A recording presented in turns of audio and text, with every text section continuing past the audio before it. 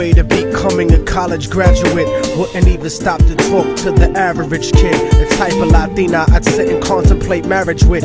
Fuck the horse and carriage shit, her love was never for hire. Disciplined, intellectual beauty's what I desire. Flyer than Selma Hayek or Jennifer Lopez.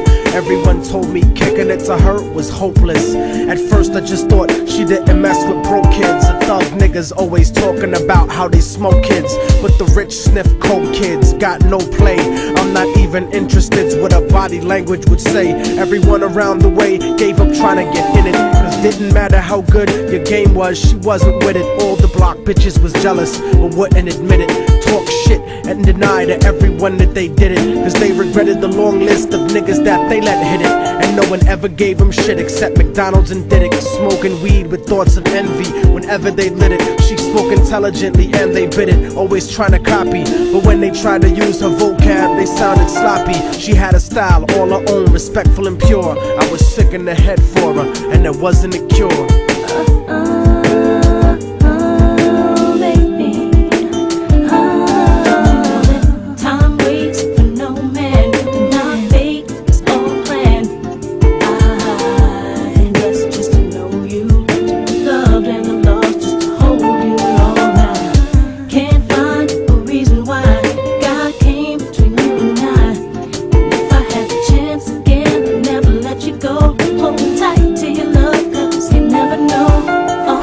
Brown and beautiful, yet empty and sad. I used to talk to her occasionally and she was glad that I wasn't just another nigga trying to get in it. So every now and then we'd stop and talk for a minute. I didn't have a gimmick, so the minutes turned to hours. On her birthday, I gave her a poem with flowers. Then I took her out to dinner after her cousin's baby shower. We talked about power to the people and such. We spent more time together, but it was never enough. I never tried to sneak a touch or even cop a feel. I was too interested in keeping it real, perfectly honest and complete. She would always call me cariño and never technique. Bought me a new book to read every 2 or 3 weeks, forever changing the expression of my thoughts when I speak. It was because of her I even deaded all of my freaks. She convinced me to stop hanging out on the streets, to stop robbing and stealing from people like you. Instead I took her out to the Apollo and the Bronx Zoo, Museo del Barrio and the Metropolitan too. Got to the point where I was either with her or my crew. So I decided one day to tell her my feelings was true. I couldn't live without her, so I told her face of my fears.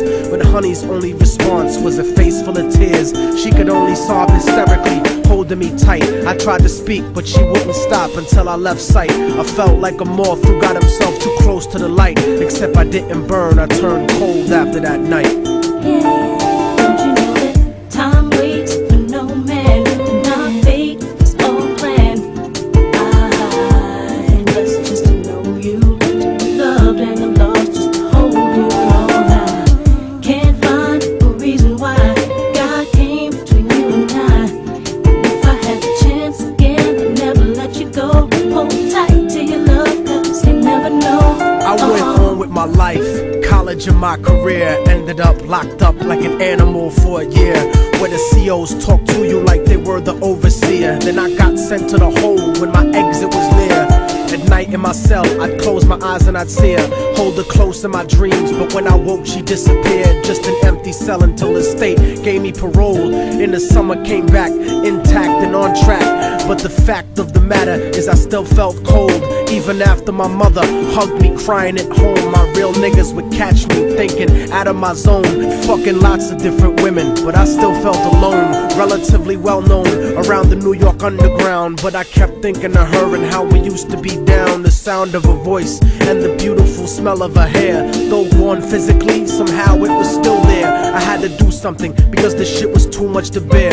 So I went and visited the building where she used to live. The world looks a lot different after you do a bid. Your way of life done changed, while primitive minds are still stuck in the same game. Like her cousin who was on the corner slinging cocaine, stepped in the lobby and tapped the button next to her last name. Her mom buzzed me up and hugged me up like a mother order, but her facial expression changed when I asked about her daughter. For no man, and our fate is all planned. I'm blessed just to know you, to be loved and I'm lost just to hold you all. I can't find a reason why God came between you and I.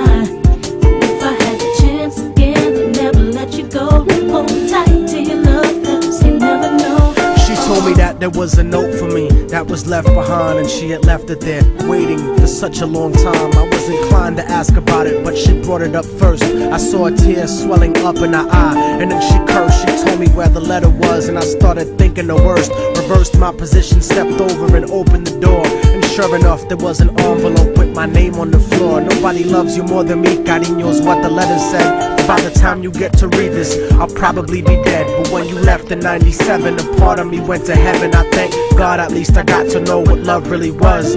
But it hurt me to see what true love really does. Cause even though we never made love, you were all that there was. It was because I loved you so much that I had to make you leave. You made me doubt the way I thought, you made me wanna believe.